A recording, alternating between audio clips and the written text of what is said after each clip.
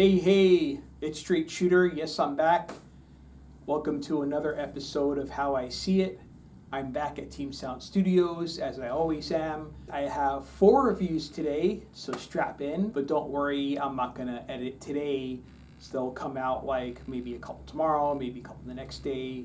Not sure. I'll release them during the week, though. Review 1 of 4 today will have spoilers, and it's going to be of A Monster Calls. I realized that the movie is a bit older. It was released in 2016, but I haven't seen it before.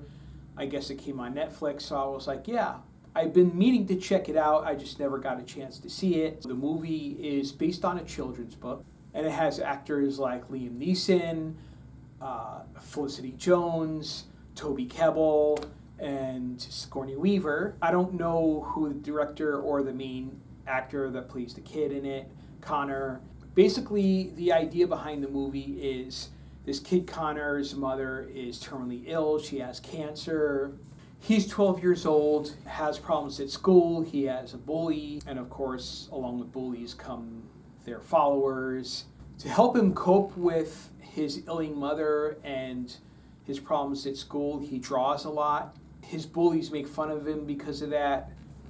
They don't really explain whether it's in his imagination or if like only he can see it, and maybe like whoever it decides wants to see it can see it. But there's a tree that comes to life and visits Connor, and the tree is voiced by Liam Neeson. He's going to visit him again, and he's going to tell him 3 stories. In return, he's going to demand that the kid tell him a story. And the kid says, okay, he just goes along with it. Maybe he thinks that it's all in his imagination. Because he wakes up and it's like nothing happened, like everything that the tree disturbed is back to normal. He comes back to visit Connor. He tells him one story that is about someone that betrays somebody. Basically, like the 3 stories that the monster tells him relate to something that's happening in his life, because he's dealing with the grief of the fact that he's going to lose his mother, the problems that he's facing at school. He doesn't really express his emotions, but the monster also helps him because Connor is realizing that the stories have relevance to his life. And there's this one instance where the monster comes to him because the bully really offends him. He thinks that it's the tree, the monster rather, but it's actually him charging at the bully and beating him up. The crescendo of the movie is basically that the monster said, okay, I've told you 3 stories about things that I've witnessed in my life that I think are relevant to what you're going through. I demand that you tell me a hard truth. There's this nightmare that the kid's been having, some kind of like hole in the ground outside a church. His mother is falling. So the monster says, what's going on in your head? Tell me the truth about what you're going through. And the kid ends up saying, okay, I want it to end, like with his mom. I think that's very realistic because when you have a family member or someone that you know that you care about very much that is terminally ill, and they've been terminally ill for a while, there's a part of you that I think says, I wish it could be over. Not that you want the person to die, but you want to move on to the next phase instead of being stuck in the when will they, won't they kind of thing. I've dealt with cancer in my family a couple times in my life.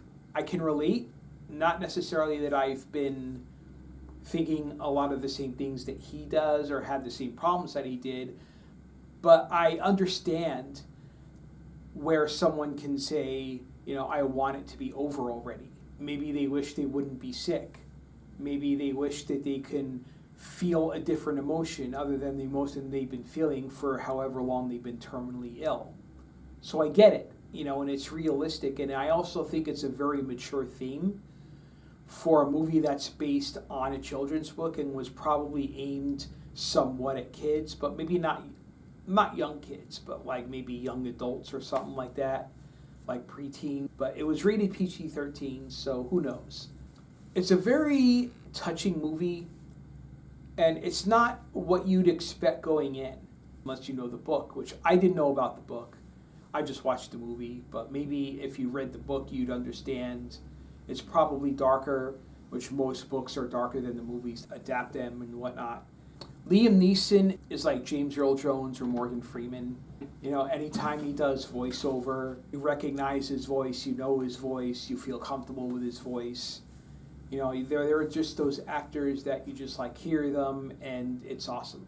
And Felicity Jones plays Connor's mother. Sigourney Weaver plays his grandma. Toby Kebbell plays his father. They were all very much good performances, you know, and Sigourney Weaver acted unlike most things that I've seen her in, so I think that says something about her performance as well. I don't know much about Felicity Jones other than, you know, she was in Rogue One, obviously. I'm sure she's been in a lot of other things that I probably haven't seen. The movie touches on subjects that most people wouldn't really want to think about. Facing the reality of death and losing someone in your life. And there is this moment at the end of the movie where his mom is on her deathbed and he's there and the monster is there. It's obvious that she can see the monster and recognizes the monster, so it seems like she's already talked to the monster. So the monster is helping Connor through this tough time, probably because he knows the family. He had to make Connor face that truth that he wanted it to be over in order to let him move on. And I think that was probably the center of the problems that he was having all along, you know, in school, at home. He could never face the reality of what he was feeling, and the monster helped him do that. The movie had great special effects, especially with the monster. It kind of felt like the movie was almost indie, but it wasn't because of the actors involved in the special effects. And the fact that it was set in the UK, but it felt like it was shot there too. So it didn't feel like a Hollywood movie, but there were Hollywood aspects about it. Like, you know, like I said, the actors and some of the special effects. It was a really good movie. It was a nice surprise. It was something that I saw the trailers and I always thought, you know, that might be an interesting movie to see. But I didn't know how much interesting until I saw it. I definitely recommend it. I don't know if it's something that I would show to like really young kids, but I would definitely recommend it for, you know, for kids that are a little bit more mature, a little bit older, but maybe not there as far as adulthood yet. Something for the family too. At some point in your life, whether you're young or whether you're old, you're going to have to deal with the fact that, you know, your family isn't going to be around forever. But you grow up and you have your own family, and someday you'll move on too, or pass on or whatever, and that reality will happen for you. I think it shows like both sides of the coin. Like the person that's looking at the family member like sad that they're dying, doesn't know what to do, and on the other side, like Felicity Jones' side, like she's the one that's dying, and she just wants Connor to be able to live a good life after she's gone. So yeah, how I see it, I give the movie an A-. Definitely a movie I'd say worth seeing. But it's not the kind of movie that I would expect a lot of action. It's kind of like a drama. So it's the movie that you might want to like be in the right mood for. But yeah, I think it was really good. So that's how I see it.